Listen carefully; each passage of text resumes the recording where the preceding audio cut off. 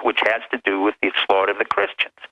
But that is not an issue of the ISIS. ISIS has been a product of the American, Israeli, and Sunni, Turkish, as well as Saudi Arabian involvement to create a caliphate where they can control some of Syria, break up Iraq, and then eventually they have to come to terms and peace with Jews and Christian minorities, which they're trying to do. I do not defend the caliphate, but basically what's happening is a total reorganization of the Middle East by America and the influence of this president and his vice president, Biden, who was accused by Robert Gates, the director of the CIA, as being stupid, General Stanley McChrystal as being stupid, and Petraeus. Yet this is the only man who predicted 10 to 20 years ago that we would have a breakup of Iraq.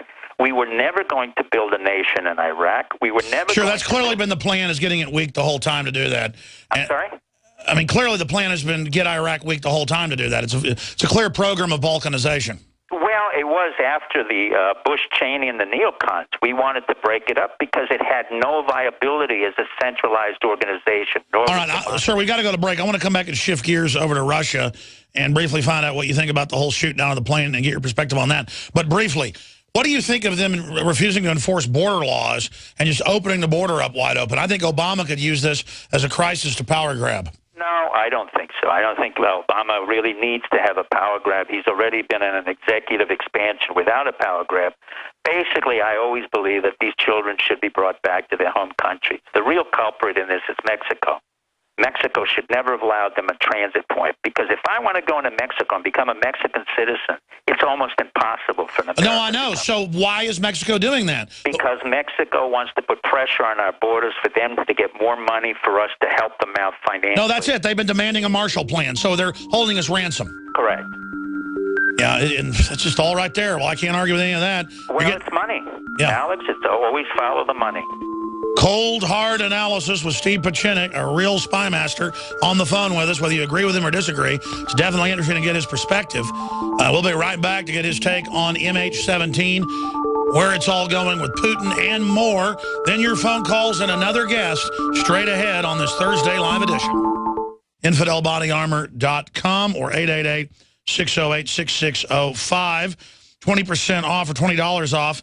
Enter code ALEX at checkout and receive free shipping on orders over $100 and $20 off with the code ALEX at InfidelBodyArmor.com or 888-608-6605. Going back to Dr. Steve Pieczenik, thank you for giving us the perspective of what the establishment thinks they're doing with this, and I can agree with what you're saying because we can see it unfolding and see what the think tanks are saying, piecemeal, putting it together. But specifically with Russia and what's happening there, and George Soros and the rest of it over there, what do you think about what happened with MH17? Well, I think MH, first you have to remember, Malaysia is what I call a pimp country. It is run by the Genting Group, which is huge investments in the United States. Again, it's money issue. They run the casinos in Miami, Pennsylvania, New York. They run the cruise ships, the Norwegian cruise ship, the Bimini line. They came out of the drug smuggling business. They're still a very, very nefarious country, which will do anything for money and will work with us or anybody else. So the issue of a down plane is not as significant to me as the issue of what it means in terms of the United States and Russia. Again, I hate to say this, but what Obama did on behalf of this administration was to create economic sanctions. Now, I agree with that because we don't need to go to war.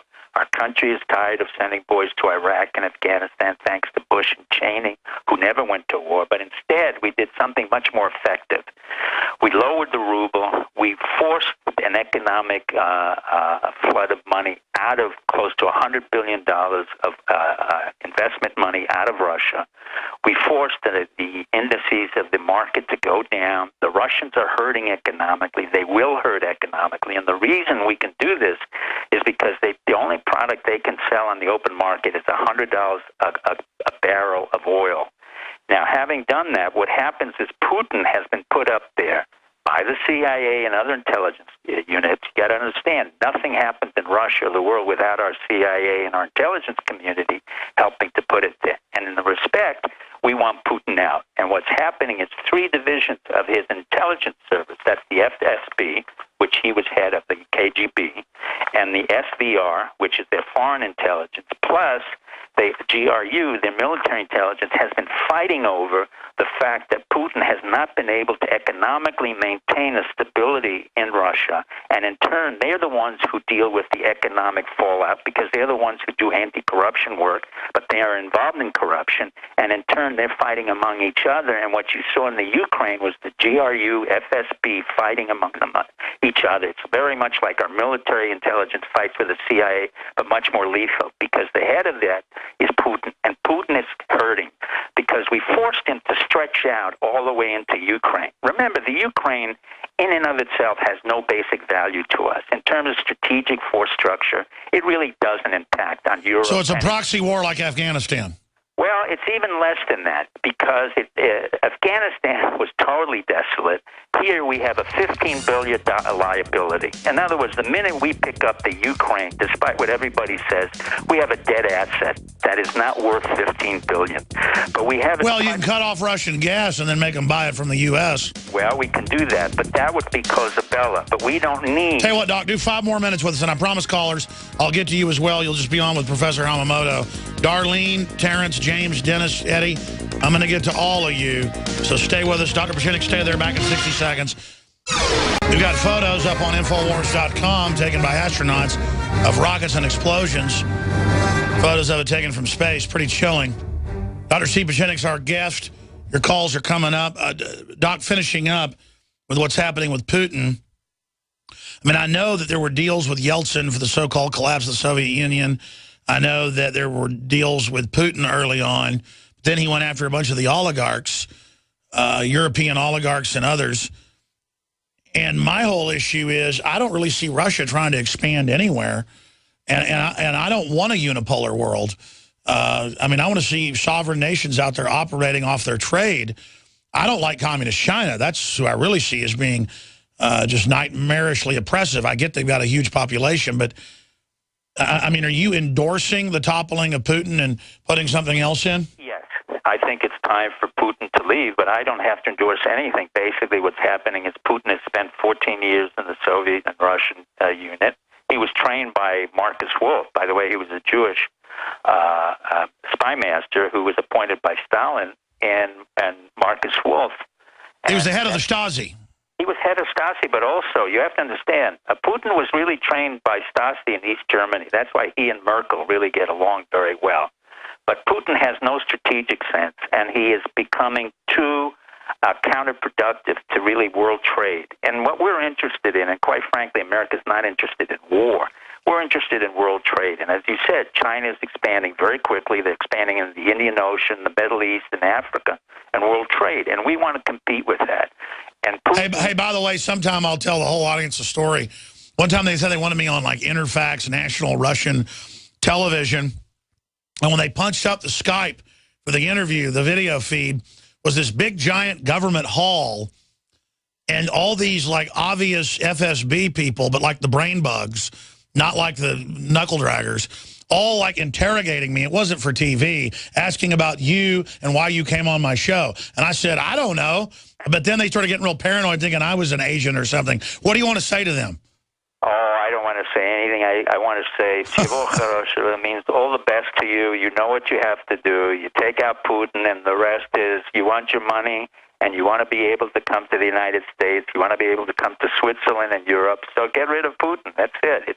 Well, that was a couple of years ago that happened, but it was really weird. Well, it continues. Alex, it's always continuing. Russia, since Catherine the Great, has always been in internal turmoil. And remember, the Soviet Union was 122 countries. Russian Federation is 11 time zones right now. It is huge, and Putin can't control it. I mean, economically, it has to develop beyond oil and gas, and it can't. The Russians like a strong man, and he makes them feel good. All the polls show that. Well, that's that's up till now, until they get very hungry and they realize that they don't have the Germans coming in for technology. They don't have the American investments on technology to extract the oil out of the Bering Straits, and they don't have their access points out of the Crimea. Now, the one thing we did agree to when the takedown of the Soviet Union is that Crimea belongs to Russia. And we never argued over that point. And they knew that. The Russians know that. And unfortunately, we should never have ever made Crimea a point, because that's their only exit point for their... Well, no, it's meant to force them into a larger conflict. That's correct. It was agitation propaganda. Rightfully or wrongfully, our CIA effectively created agitprop and economic warfare. Well, here's the deal. I don't like the government agitpropping my guns, my property, or my children. And that's why I don't like the people running this country. And that's why, I just don't support anything they're up to. Well, remember, we're a democracy and we were based on a revolution, Alex. That revolution is always innate in our genetic... I agree. We should take the country back. Well, we are taking it back. As I said to you, the devolution of power is negating the two parties. We don't need the Democrats and we don't need the Republicans. And quite frankly, we don't need the president. This has been one of our best talks. Thank you, Dr. Steve Pieczenik. Hope you're having a nice week. StevePieczenik.com. Thank you very much. Thank you. We'll talk to you again soon.